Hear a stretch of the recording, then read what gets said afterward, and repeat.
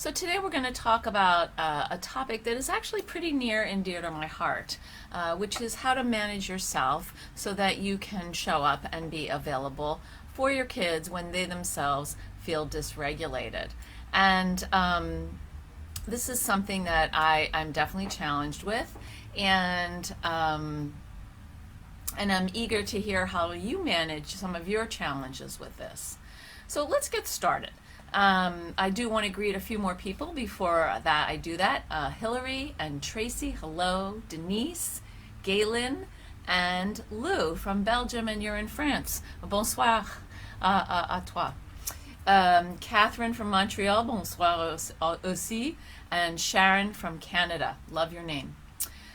So we know, of course, that having arguments with our kids is never easy, and that these disagreements are often disruptive and hurtful to everybody, leaving painful memories often marked by regret. Everybody gets carried away, and suddenly, boy, this escalating dynamic turns into a raging bonfire. I've certainly lost it with my kids over the years, and with my husband.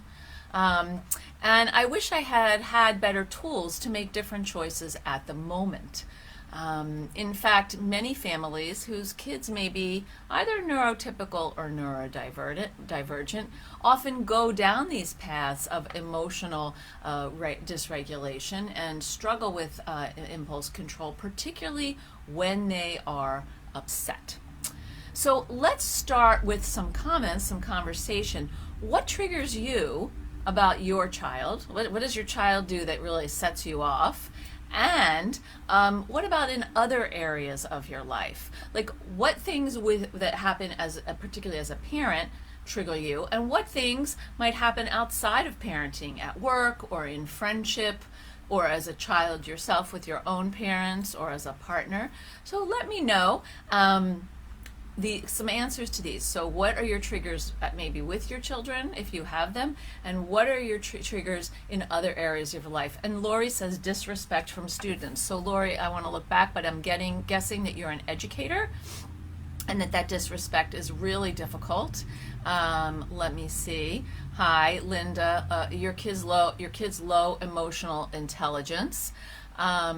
And you interact with teenage students daily for 9 months. Okay, so you are a teacher. And Robin, if you can let me know what you mean by your kid's low EQ, excuse me. There's a big difference, of course, EQ, because EQ kind of develops and changes over time. Karen says when siblings physically hurt one another. So it's really important for you to be able to identify the things that kind of get you riled up, because then we will talk about how to detect the signs that's happening and what you can do to sort of manage yourself first. So Kara says my son is autistic and he's always aggressive and angry. It triggers me. That is a challenge to live with, Kara. I hear that. And Kathleen says I have a preteen and lately it's the attitude side. Oh yeah. That comes along with being a preteen. I guess I would say buckle up and put on your Teflon suit. I used to say to my preteen, fresh is for vegetables. And literally, they would roll their eyes at me like, oh, Mom. But I was like, yep, fresh is for vegetables. And I would just say that over and over so I wouldn't get sucked in. Let's see, Kate says demand avoidance. Teen arguing about doing chores and attitude. Interruptions in conversations, not listening, yes. Tasha, you can be impatient. You're a single parent. Your son is autistic and ADHD. I love that, AUDHD. That's fantastic, Tasha. I've never seen that, so I'm so glad you introduced that to me. Let's see. Brittany, my son is autistic and has ODD as well. The defiance is the hard part, yep. Catherine, giving too much of myself and kids demanding more of me when they are more independent. Yep, so they sort of regress a little bit at home and they want you to do stuff for them that that they could do for themselves, but they want mom to do it.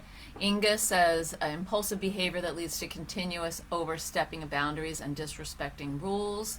Linda, my son has ADHD and has trouble controlling anger and his impatience with others. Nick, fresh is for vegetables, love that. Thank you, Nick. I have a few others if you want, but that's one of my favorites. Um, Alexis, when we are trying to stick to a routine and my kids act like the routine is completely new and it's the same every night, I'm only laughing because it's so true. It's like, oh, wait, I have to take a bath before I go to bed? Whoa, wait, I have to like put my dirty clothes in the hamper? Wow, who knew? I'm like, of course you knew. We do it every night. So it's like it hasn't the routine kind of hasn't been passed down the memory line into the long-term memory that they can actually rely on it and do it over and over. Okay, Thibodeau, when my daughter lies to me, that's a big trigger for me, lying and not taking responsibility for her actions. Snap on that. When my mom listens to my 16-year-old daughter that lies to her on her 13-year-old sister who has autism and ADHD. That's a very complicated dynamic, particularly if the grandparent believes the older child and if the grandparent might have some issues with the younger sister who is AU, DHD. When they're too chatty and they don't read each other's cues, and when he has difficulty falling in line, yes. Okay, I hear all of that, and we're going to get into some of the specifics. But we know that that understanding the biology of an upset can really assist you in responding more effectively and making alternative choices to your own reactivity. So for me, if you're lying to me, I'm like you can start to see the steam coming out of my ears. In fact, one time when my younger child was in high school, my husband and I had gone out to dinner, and we made sure that we would come home on the weekends, like before 9 when all the activity started, but we weren't home early enough. And we got home, and there on the counter in the kitchen was an empty hard cider, which, had to have been taken from our hard cider collection downstairs in our basement. And I looked and I said, this is interesting. What's up with this hard cider? And my daughter and her friend said, we don't know. We have no idea how it got there. And I took one look at my husband, and he motioned for me to go upstairs. So I went upstairs because I knew I was going to completely lose it. Because of course they drank the hard cider. So I went upstairs, I put on some music, I stomped around a little bit, and then he came up and we talked about it, and we decided that we would wait until the next day. And the next day, my daughter woke up, came downstairs. We were having I think it was, 11. And we sort of waited, and then at some point my husband said, we'd like to talk to you about what happened last night. And we sat down at the table, and they looked at us and they were like, yep, we drank the hard cider. I'm just going to start with that. We drank the hard cider. And I thought, so glad that I waited instead of losing my crackers last night, which would have created a whole, event and a lot of defensiveness, that they could sit with the fact that we knew that they drank that, but they didn't say anything. Because ideally, some kids know they lie. They can see that they're caught in their lie. And what we would want is for them to come forward and say, guess what? This is the truth. There are many kids with ADHD or who are on the spectrum or who are on the spectrum, and those who have oppositional defiant disorder who will not come clean. And so what we want to do in those moments is give them an opportunity. So you wait to see if they can come clean, and the next day, if they have not come clean, the conversation can be really kind of from a scientific point of view. So I'm so curious about how that hard cider bottle ended up on the kitchen counter when Dad and I weren't here to drink it. I'm so curious about that. And then you wait. We wait because we want to see if they're able to. And Laura, you make a good point here, which is they cannot or they're unable to. So that's an interesting question because I feel like sometimes it's it's not necessarily a willpower issue. It's a, oops, I got caught. If I pretend that it never happened, maybe you'll believe me in my magical thinking and see, I know that you know, and I'm ashamed that I lied to you. I was impulsive, and I don't actually know what to do about that or how to talk about it. So I'm going to get angry at you instead of holding on to, myself and being accountable. And so, we want to really be aware of these things as a parent, to expect that this will happen, that our kids will, at times exaggerate the truth, or perhaps avoid telling the truth. A lot of kids with ADHD think avoidance is not lying, particularly about something they've done, when avoidance is absolutely a form of lying. So we want to sort of set the record straight, and the way that we're going to do that is by being honest ourselves. Like, if you do something that was not a good choice, not your best choice, not the self you want to be, own it, apologize for it, and then wrap it up and put it away. This learning how to sort of be able to be accountable for things that you do and not be afraid that something terrible is going to happen because you've done that, is something that is a developmental sort of path, because a lot of kids expect that if they are playing ball in the house, and they're not supposed to play ball in the house, and they knock over a lamp and they break it, that they're going to get in big trouble. So I'm not going to tell you that I broke the lamp. I'm just going to say, whoa, the lamp is broken. I'm not sure how that happened, right? And what they don't understand is that actually by avoiding revealing what occurred, or actually flat out, lying and denying what happened, the consequences are much greater, because we want to live in a family where there is trust, and that trust goes both ways. So if you are doing something, or you do something that upsets your kid or isn't fair, or you yourself, Nick says he's running out of crackers to lose your crackers, it's reasonable to say, you know what, that was not my best parenting moment. I apologize for yelling. Now, one of the things that I've done in the past, which I've worked really hard to change because my kids hate it, is I'll over apologize when I do something. So I'll say I'm sorry, and they're still like, Mom, you're the worst. And I'm like, and that has to do with my own sort of rejection sensitivity. It's like, I've apologized, I want you to forgive me this moment, and then we can move on. Sometimes your kids may do that with you. They'll be like, okay, Mom, I'm sorry, can we move on? And I'm sorry is not like something that you yell. Sorry is an apology is something that you give with your whole self, and sometimes it includes making amends. So let me talk a little bit more about this. So when we understand the biology of an upset, it can help us, because when people become angry or agitated, the emotional parts of our brain, which the amygdala, which resides in the limbic system, which is really, the heart, so to speak, of our emotional brains, takes over the thinking part of our brain, right here, the prefrontal cortex. And that's a complicated thing that a process that I'm not going to go into, but just think about this, that your brain goes into fight, flight, freeze, before your emotional brain goes into fight, flight, freeze, before your thinking brain can catch it.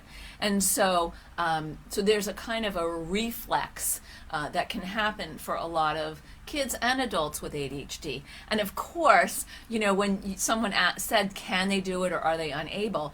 I think it's a combination. Sometimes as kids get older, there's a choice. And other times they may just not have the emotional executive functioning skills yet to be able to own up to what they did and face the music. So when this happens, when the amygdala kind of takes over and we snap into fight, flight, or freeze, feelings rule the day as adrenaline courses through our bodies, ratcheting up the intensity of our reactions, our words, and our behaviors. And so we need to restabilize by stopping this flood. And how are we going to do this? So we have to stop our own flood first, because we cannot expect our kids to regulate when we are dysregulated. It doesn't happen. And kids have told me this over and over again, that when their parents go off, that's it for them. They absolutely cannot hold it together, and they really kind of lodge into the hypocrisy of it. You're yelling at me, you're waving your arms, and when I yell at you and wave my arms, you get mad and you tell me I need to calm down, and what about when you need to calm down? And you're just off to the races, right? So instead, what we want to do is to slow down our breathing, regulate our heart rate and blood pressure by doing two things. One, practicing in a non-stressful time what we can do to soothe ourselves, and two, start to use language to describe what's going on. Not language that is blaming language or escalating language, but language that's like, I'm very angry right now, I don't like what's happening, we need a time apart. So while it can take seconds for the amygdala to activate the argument or the fleeing or the freezing, it can take up somewhere between like 15 and 20 minutes for the body to recover. Okay, and so from the adrenaline and the cortisol that's racing through the bodies to return to normal levels. So we want to practice self-control for ourselves first, and then assist our kids who are neurodivergent to do the same. A lot of parenting books basically expect that your child can regulate in a way that a child can regulate in a way that your child may not be capable of doing yet, right? Because we know that the ADHD brain matures more slowly in the connectivity of the prefrontal cortex to the rest of the brain, and in some of the areas of executive functioning skills as well. So we want to teach them and learn ourselves how to identify the signs of angry feelings that are building up inside, and what tools you can use, everybody can use, to slow things down. Now I see that there's been many comments here, so let me take a look and see what Facebook has not erased. Okay, let's see. My son really has difficulty falling in line. Oh yeah, the lies, big trigger. Blame on others, low motivation, no empathy, insensitive, narcissistic tendencies, 13-year-old daughter. Okay, so here's the thing. Anybody who's raising a child between the ages of 12 and maybe 16, we can expect that they are very focused on themselves. That is a normal part of adolescent development. Me. It's about me. It's about me and how it affects me. It's about me and how I look. It's about me and what others think about me. That is part of what adolescence is about. And adolescence is also part of a process of learning connected independence. So there's the push me away times and there's the pull me to you times. I was just talking with a mother today in a session about her teenage son, and the mother lives abroad and the son is here in the United States in school, and it's hard. They miss each other and they're very connected and close. But what happens is that the mother would give the teenage son advice, which he would then reject and get mad at her for, and then text me and be like, can you talk to my mother? So we had some family sessions, and I also have done a little bit of work alone with a mom and alone with the teenager. And what the mom and I talked about is that it's so hard, really stepping back with older adolescents in particular, and waiting for them to come forward and contact you. So as soon as she stopped calling her child twice a day, guess what happened? He started to call her. Which is, now that doesn't always occur, but it is an interesting thing to think about. What would happen if I step back here and keep my comment to myself and then make myself available for questions? And when are times when kids and often teenagers want to talk to you before bed, in the car, or doing an activity with you. So let's see. Lying and profanity. Single mama, zero help. One kid with autism and severe ADHD and anxiety. The other one with severe ODD, very violent. You know, I want to say for those of you who are single mothers, you are amazing. Or single fathers, single parents, single guardians. I bow down to you because you are it. You know, maybe I hope you have family that can help you, and I hope that you may have other people to give you reprieves, but you're the bottom line, and you are the person who receives all the goodies, and you also receive all the pushback.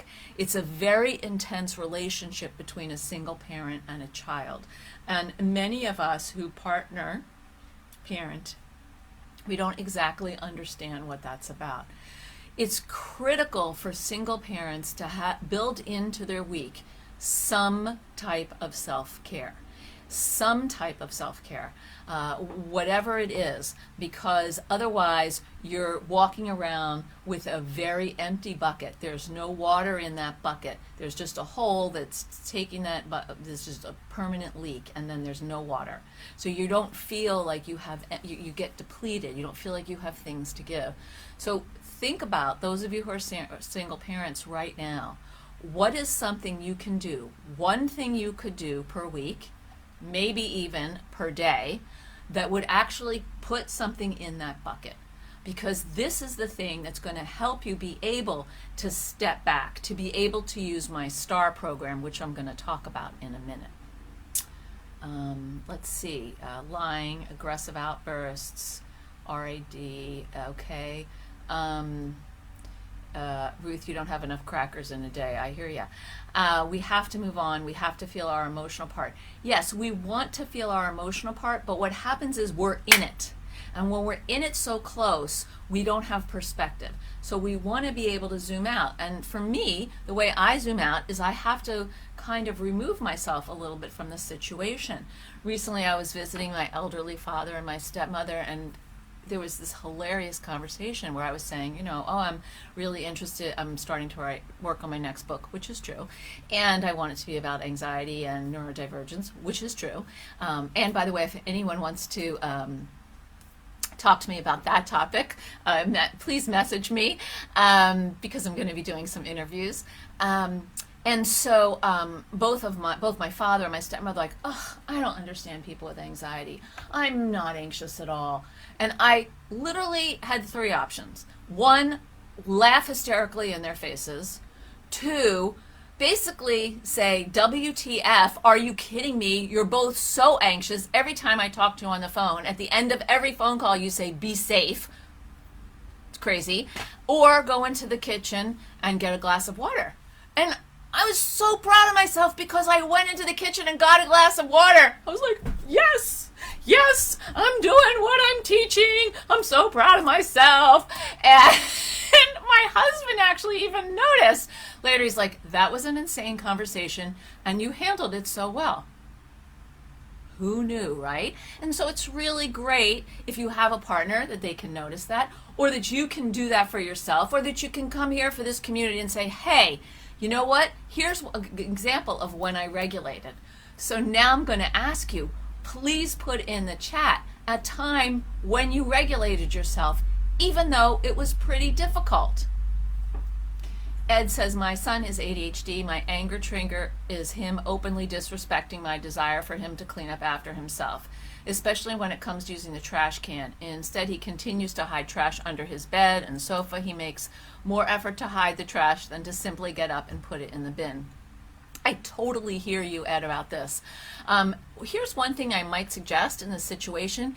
Instead of being angry at him, to say, look, I noticed that you don't seem to be able to put your trash in the trash can. So every day before we go to bed, we're going to do a 2-minute pickup and just go around the room, and we're each going to see who can pick up the most trash. And maybe we'll earn some points for that towards something that each of us wants to do with the other person, or maybe it's, just fun to, fun to do, like high five, kind of that idea, first, fastest, biggest, best. 4-year-olds love that, but older kids may not. But we still want to set that up. And when you do this, then you'll get points for something else. Georgia, to be able to do, let's see, Georgia, sorry, to be able to do okay, move on, and pay the right penalty. Interesting, I want to hear about that. Yes, Ruth, I agree. Many parenting courses do not focus on the needs of children with special needs. And so then you're in a course trying to better yourself and you feel excluded from the club. That's very frustrating.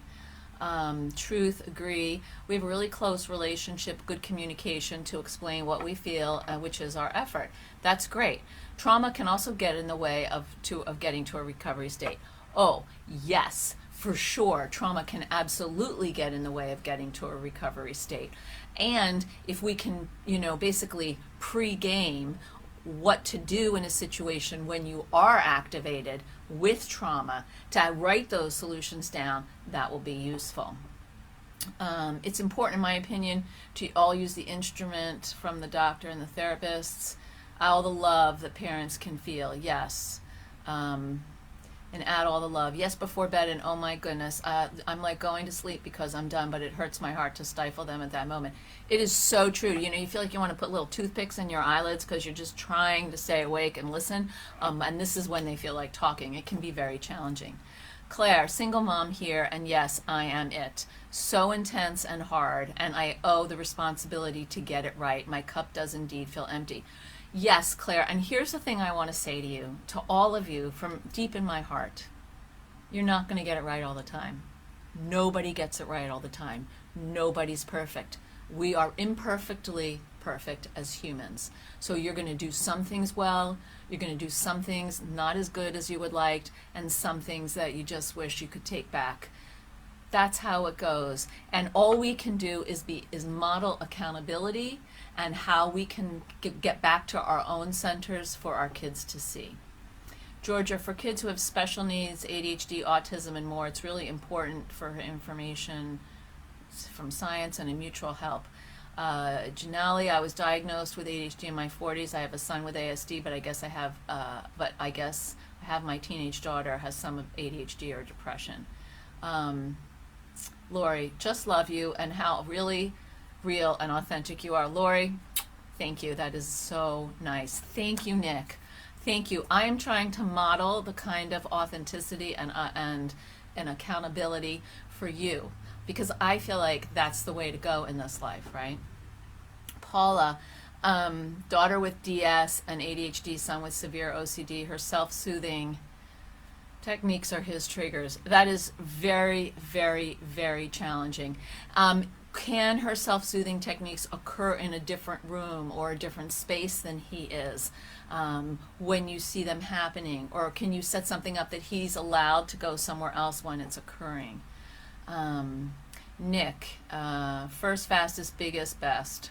Absolutely. Biggest struggle for us is meal times. Every single one. Mostly not interested in eating, and it takes so long to get a decent amount of food in my kiddo. I dread every meal. Oh, Kate, I understand this. I'm going to say to you, how can you gamify dinner? Can you play actually like a game or two or tell a story? Can you, let them figure out what it is that they like to eat? Maybe they only like to eat a few things, and so it's hard for them. A lot of times kids with ADHD, dinner is kind of boring. It's like you sit there, you eat the food, I'm not that interested in the food, whatever. Could they do an activity? Like, could you play cards while you have dinner? And each time there's a turn, you take a bite of food or something like that. Thank you, Lori. Gabrielle, at home we do the sticker activation for goals when he comes home to do the checklist bit on his ADHD. We never use the verbiage good day or bad day. Thank you. Love that. But his teacher really did and laid into him on with bad day. So now, oh my God, something that was working really well has a focus of an air of anxiety. The school year is starting and I'm seeing if we should do the sticker thing again. All right, I'm going to encourage you to sit down with that, whoever the teacher is, and like say, we do not use good and bad days. We use days that went well and days that could have gone better. That's it. Because the bad day thing actually does start to create anxiety, and it's kind of what happens is it's kind of like the foundation where anxiety lives. Let's see, car rides when they have no escape. Yeah, so I think the thing to do on the car rides is to try to set them up either with a movie that they're willing to watch if it's a long car ride, or separate activities, music. Each one can pick something they want to listen to. Car rides are real challenges, and I think it can help if you take little breaks along the way for longer car rides as well. I mean, kids just can't sit in the car that long. And, you know, I mean, I've had kids like throw shoes at the driver, the parent, or, you know, bother their siblings. And, you know, the one parent, the father, like stopped the car and yelled at the kid. And the kid said, you know, what I really wanted was a hug, because I hated being in the car. I was feeling like I was going to die. I couldn't breathe. And then you just like got angry with me. Good feeding therapy, yes. Difficult to balance, ADHD, and the dopamine. Yeah, he goes overboard if it's entertaining. Okay, so let's try, let's talk a little bit about my STAR approach. So my STAR approach is that instead of being surprised every time, you know, emotions heat up and improvising what you're going to do, you're going to actually rely on a plan. And I call this plan STAR because it's stop, think, act, recover. And it's good for us to do as an adult, and it's good for us to do as a family. So when you call for that pause in the action, that stop, that's the first thing that for many of us that is the hardest step in your STAR strategy. How are you going to be able to do that and not activate things, right? So we're going to have to manage ourselves before we manage our kids. So again, what is something you can do when you're triggered, when you're upset, when you're angry, where you can kind of pull yourself together? Some people, including myself, I like to go to the bathroom. I wash my hands and I talk to myself in the third person. Sharon, I say, you can do this. You've been in a similar situation. You've got this. That's exactly what I said when I went into the kitchen and got a glass of water. Like, wow, this is absurd. And you know what? You've been here before. This is not the first time these two people were absurd. Drink your water, get grounded, and then, you know, act as if you never had that conversation, which is exactly what I did. So what is going to help you really kind of slow it down? Because when you can slow down your reactivity, you'll be able to deal with whatever is happening on the other side of the door. So this stop is the first step in recalibration. And it really relies on a predetermined time apart. A time apart is not a timeout. A timeout is you've done something wrong, go take a timeout. It's kind of a punishment model. A time apart is different because we're all going to separate and recalibrate and come back together. And so discuss what kind of signal will begin the process. It could be something like as simple as this, time apart, everybody. And what types of self-soothing activities people will do to settle down. Make a list of these, put them on the refrigerator. If your kids can't read yet, use pictures. Younger children may prefer being with you to help them regulate. Sit on the sofa, hug or read a story or play a card game. That's a challenge if you really are like have that steam coming out of your ears. But we want to rise above that steam. We are the adult. Tweens and teens may be happier just to go to their room and listen to music. Some kids who are kind of more in the 9, 10, 11 age range might want to go to their room and play with Lego or some other activity. In a time apart, nobody is in trouble. And this is really important. It's just that things got heated and a reset was in order. And the reset should be, you know, depending on the age of your children. Younger children, maybe it's 10 minutes. older children who can handle a longer time, maybe it's 15 or even 20. And when it goes off, then you're ready to come back together for the think phase. Now, this is a time when you listen, really listen to what your child or teen is telling you. You ask them to maybe factually review what happened, if they can, without getting reactivated, and a lot of kids can't. What would you have liked to have seen happen in that situation? That's what I like to start with. What could you have done differently to make that happen? What would you have liked to have seen me do differently? And it might be a time to share other sorts of naming their feelings or observations, thinking like a scientist. And reflect back what you hear them say. We are not interpreting here.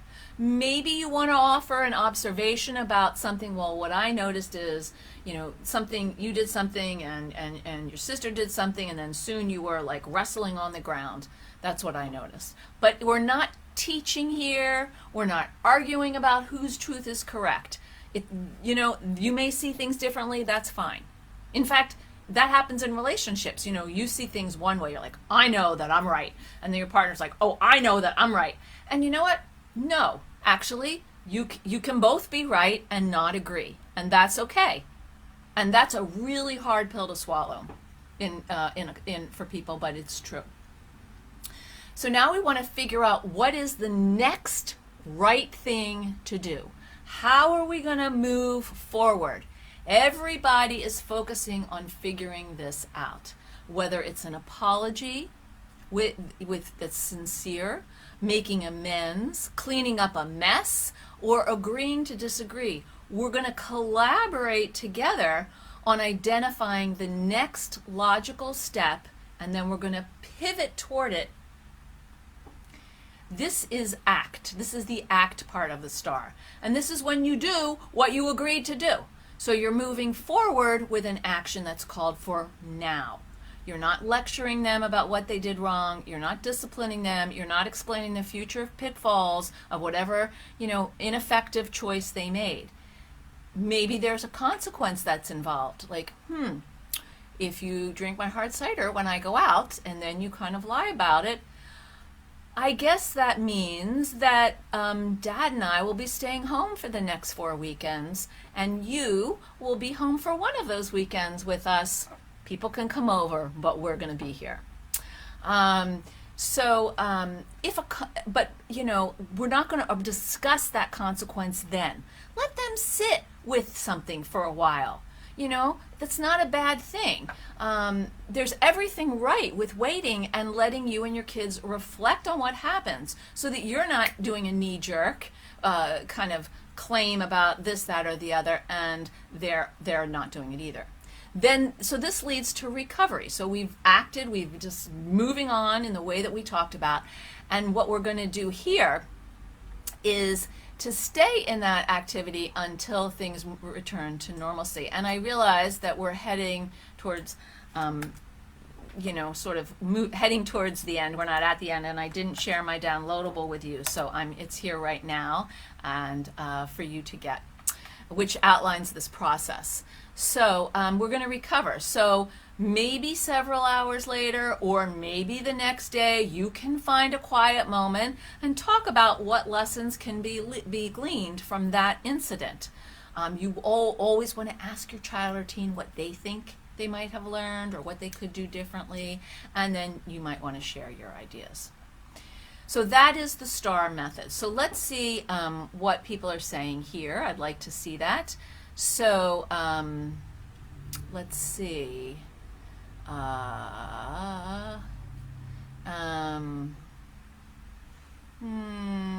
We'll try eating at every turn. We struggle when screen time is up, so we want to plan for that struggle. So this is part of what I'm talking about, and I talk about this in the worksheet that I just gave you, and I talk about this a lot in my book, What Your ADHD Child Wishes You Knew, and in my blog. So I encourage you to follow me, and you can easily follow me when you sign up for this downloadable. Let's see. Ebony says, it's difficult regardless of marital status. It's lonely. You're doing a great job. Yes. Star. Nick says, stop, think, act, recover. Thank you, Nick, for writing that down for people. ODD is very difficult to deal with. I have talked about this before. I'm happy to do another session on what to do when nothing works. We'll put that in the calendar in the near future. You can watch this later on the replay here on Attitude Magazine or on my own YouTube. Yes, maybe someone can come to the house so you can get out for your mental health. Thank you. Nick, ask your child what they think they have learned. Thank you, Nick, for writing that down. So I'm wondering if anyone has any comments or questions about how they can use the STAR method in their family, or what obstacles they may feel like they're going to face within themselves, or perhaps with their kids. So let's take a minute now. Ebony, that is great. I'm so glad to hear that. Celia, stop, time apart, not punishment, take a break, think, yes, yes. Okay, that's great, and that's all in the handout that you can just click and get. It's very helpful. Anybody else, does anybody have any comments or questions like, oh, well, Dr. Saline, this sounds really good, but, you know, I don't know, like, I feel like I'm going to get stuck here. Or, you know, part of the problem for me, Dr. Sharon, is like when I'm triggered, it's like the switch flips for me because I have my own ADHD, and it's hard for me to kind of regulate. Does anyone struggle with that themselves? And how do we get our kids? To do something that's hard for us to do as adults? That's an ongoing process, and I would encourage you to start small. Brittany says, how do you handle a meltdown when you're trying to start the STAR method? So what we do is we don't start the STAR method in the middle of a meltdown. We have a family meeting, or 2 or 3, where we say, you know what, it's not working. I'm yelling at you, you're yelling at me, we're both unhappy. What I would like to be able to do is to have a plan for us to deal with these big feelings that come up. And what I just learned about is something called STAR. So let me explain it to you, and let's figure out how we can use that in our family. Let's see. Yes. Yep, I have ADHD, and so I'm reactive. Yes. My biggest obstacle is my unregulated husband. He, let's see. Hold on a second, I'm trying. My biggest obstacle is my unregulated husband. He's traumatized and triggered easily. You know, that's something that maybe you guys could work on together if you could find a coach or, you know, really a couples therapist to help you figure out how to navigate it, because I would imagine for your husband it doesn't feel good to be triggered and traumatized in situations, and he would like to offer something but isn't sure what. So this would be a great thing to talk about with a clinician. Co-regulation. Yes, exactly, Tasha. What we're talking about is co-regulation. You regulate yourself, and then you help your kids regulate. Yes, start ahead of time and practice. So maybe you're only going to practice the timeout part. That's where you're going to start. You're going to call the time apart. Excuse me, I said timeout. Ah! I didn't mean it. I meant time apart. I'm sorry. It's just so, you know, this kind of thing is so easily, you know, connected to timeout. So I apologize. I meant time apart. Oy. So sorry. When you have children, one who's neurodivergent and one who's not, you do it for the whole family. Everybody can benefit from this. People who are neurotypical and those who are neurodivergent. It's tricky not to go into punishment mode. Yes, was what we saw our parents do when we were kids. Oh yeah, in my house it was for my parents it was my way or the highway. You know, you don't do what I ask, boom, you're punished. But it is really important not to go there right away, because your generation of parents and this generation of kids want something different and really expect something different. Nick, Dr. Sharon, how do you feel about kids spending time with babysitters, grandparents, neighbors, especially as they get into their teen years, compared with spending so much time with us, their parents? Well, you know, I do really subscribe to it takes a village, as long as the people in the village understand neurodiversity.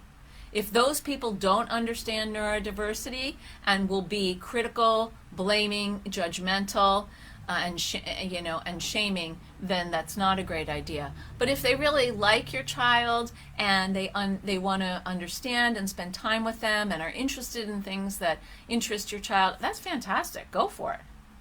My obstacle is my son, and I think my granddaughter should not act in a certain way. They are very stuck. You know, Michelle, one of the hardest things about being a parent of an adult is, kind of letting go. Because we see them doing things that we think to ourselves, oh, no, I'm not sure how that's going to work out, or it doesn't work out well, and you're thinking, I had a feeling that was going to happen. But we ask, are you interested in some feedback? And if they say no, zip it. My dear friend Roz, she's in her 80s, she's best family therapist I know, and dear mentor of mine. She says, open arms and zipped mouth. That's where you start with adult children, because you want them to be able to feel like they can come to you when they're struggling, not that there's a whole lot of criticism coming from you about what they're doing. Nicole, what do you suggest when you try to separate and have some space to calm down and kids follow you? Well, this is what I like about the bathroom option, because kids want to follow you into the bathroom, but they also understand that people go to the bathroom by themselves. Not everybody does, but a lot of people do. And so that you're going to say, look, I need to be in the bathroom by myself. You can wait outside.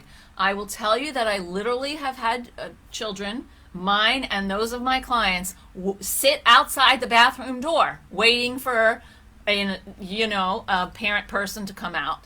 That's okay. You're in there, you just ignore it. They're talking to you, or maybe they're yelling at you.